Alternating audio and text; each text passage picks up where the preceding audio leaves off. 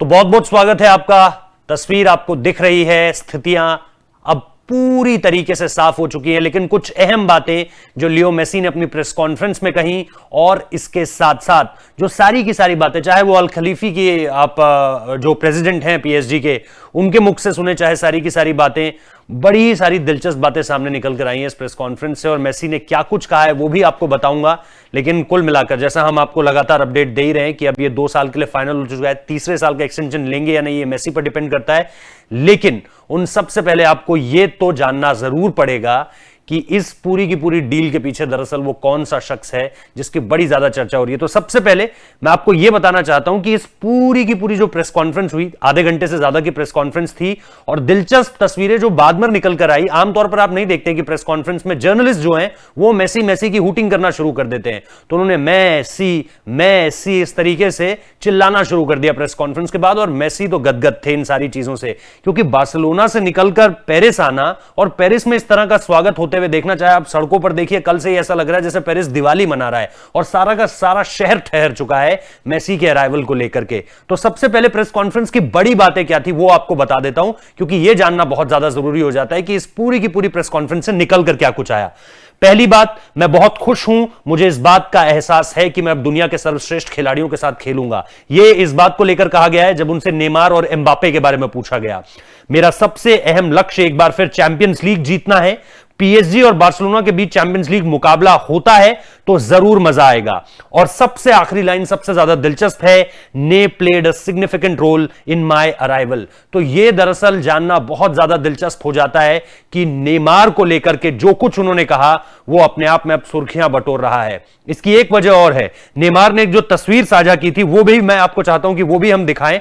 Neymar वाली जो तस्वीर है दरअसल उसने भी ये साफ कर दिया था। और अगर आप इस तस्वीर को देखेंगे तो आप देखिए, अगर आप इधर से देखना शुरू करते हैं तो आपको वेराती दिखाई देंगे, उसके बाद एंग्लो दिमारिया दिखाई देंगे, उसके बाद आप देखेंगे पेरेदेस वहां पर है, नेमार वहां पर है और लियो मेसी वहां पर है।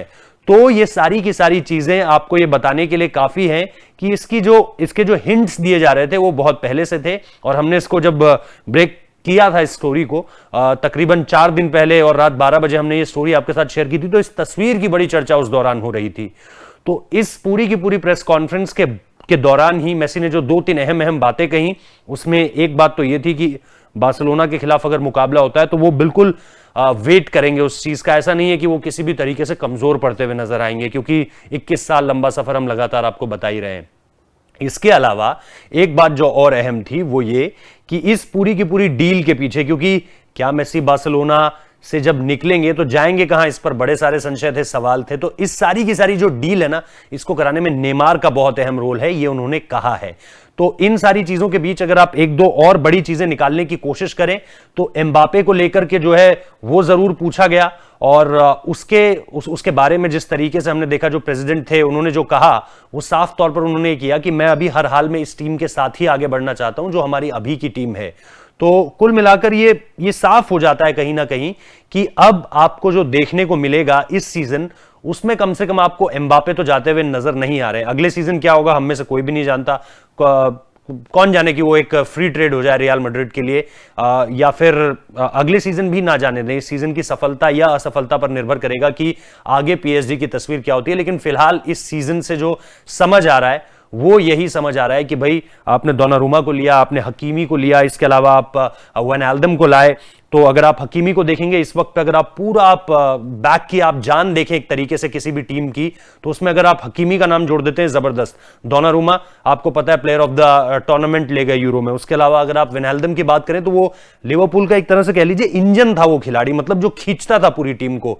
इसके अलावा जैसे मैंने हकीमी की बात तो कर ही ली, इसके अलावा सर्जियो रामोस को देखें, आप सीधे सीधे रियल मैड्रिड के कप्तान को उठाकर ले आए। लियो मेसी आप बार्सिलोना के कप्तान को उठाकर ले आए। तो आपने कोशिश की अब एक ऐसी टीम बनाने की जिसका कोई तोड़ मुझे तो फिलहाल नजर नहीं आ रहा है। बहुत मुश्किल होगा कि आगे के 3, यानी जब ये MNM जो कि बहुत ज्यादा सोशल मीडिया पर चल रहा है, मेसी, नेमार और एम्बापे, इनको आप रोकेंगे कैसे और फिर किस कॉम्बिनेशन के साथ जाएंगे। क्योंकि अभी हमने मार्किनोस की बात तो की ही नहीं, अभी हमने दी मारिया की बात तो की ही नहीं, वेराती की बात तो की ही नहीं। तो बहुत सारी ऐसी चीजें। और इसके अलावा भी अगर आप बेंच पे देखें, चाहे वो इकार्डी होंगे या इसके अलावा जो सारे के सारे खिलाड़ी हैं जो बड़ी गजब की जिनमें स्किल्स हैं, उन सारे के सारे खिलाड़ियों का क्या होगा। तो डेप्थ बहुत ज्यादा है इस बार पीएसजी में। ये देखना दिलचस्प होगा कि पोचेटिनो के लिए किस तरीके से चीजें जो है वो आगे बढ़ती हैं, क्योंकि एक कोच जब वो सुबह उठेगा और उसको ये पता चले कि मेरी टीम में इतने सारे ऑप्शंस हैं, तो फिर वो किस तरीके से अपनी टीम को एग्जीक्यूट करेगा, ग्राउंड पे किस तरीके से चीजें बनेंगी बिगड़ेंगी, ये देखना दिलचस्प होगा। क्योंकि इन तीनों में से अगर हम एमएनएम की बात करें तो इन तीनों में से अगर आप देखेंगे कि कोई अगर मैनचेस्टर यूनाइटेड जैसा कोई क्लब है जो चाहता है कि भाई इन तीनों में से कोई एक भी मिल जाए तो उसके तो मजे पड़ जाएंगे, मतलब एक तरह से अगर मैं बिल्कुल आम भाषा में कहूं। लेकिन ये तीनों किसी एक क्लब में होना, आई थिंक ये किसी के लिए भी एक ड्रीम टीम हो सकती है। और जैसा हम फीफा खेलते हैं, जैसे अगर आपने वीडियो गेम खेला हो तो उसमें जो हम अपनी टीम बनाते हैं, जो हम माई 11 खड़ी करते हैं, उसमें निश्चित तौर पर आपकी कहीं ना कहीं इन तीनों में से कोई दो, या obviously most of the chances में आपके पास ये तीनों खिलाड़ी आपकी टीम में होंगे।